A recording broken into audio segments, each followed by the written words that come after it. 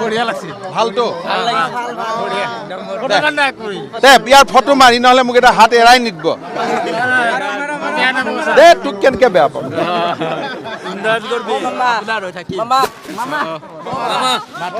বহুত ভাল লাগিল নাচিলি নে নে ড্ৰেছ কেতিয়া কেতিয়া তাতে অঁ মই দেখাই নাপালোঁ মানুহৰ ভিৰত দে পিছত একদিন চাব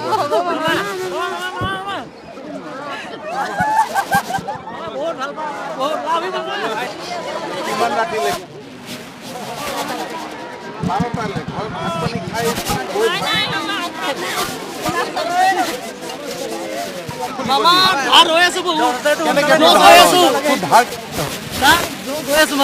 মানে কিহত লছ কৰিলি কিবা ব্যৱস্থা কৰিছ মানে কি আমি ধাৰ হৈ আছো মানে ধৰক আমি একদম জছত আছো আৰু অ মানে তই দৌৰিব জছত আছ আচ্ছা তই ধাৰ পুৰা ধাৰ লাগি আছে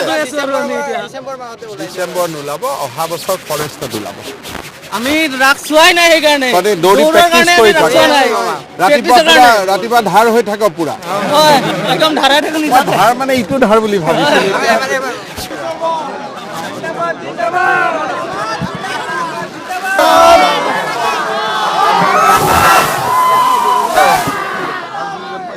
নাই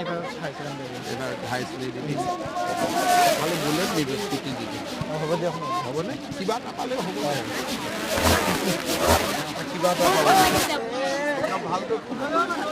মালৈবাৰীৰ ৰাস মহোৎসৱত আজি যোগদান কৰাৰ মোৰ সৌভাগ্য হ'ল মালৈবাৰীবাসী ৰাইজক মই কৃতজ্ঞতা জনাইছোঁ যে ইমান সুন্দৰ কৰি ৰাস মহোৎসৱ পালন কৰি আহিছে ৰাস মহোৎসৱৰ উত্তৰোত্তৰ উন্নতি কামনা কৰিছোঁ ৰাসক লৈতো চৰকাৰে পৰিকল্পনা নকৰিব ৰাসক লৈ পৰিকল্পনা ৰাইজে কৰিব লাগিব মোৰ মনত এইটো লাগে যে মৃন্ময় মূৰ্তিৰ লগত জীৱন্ত ৰাস হ'লে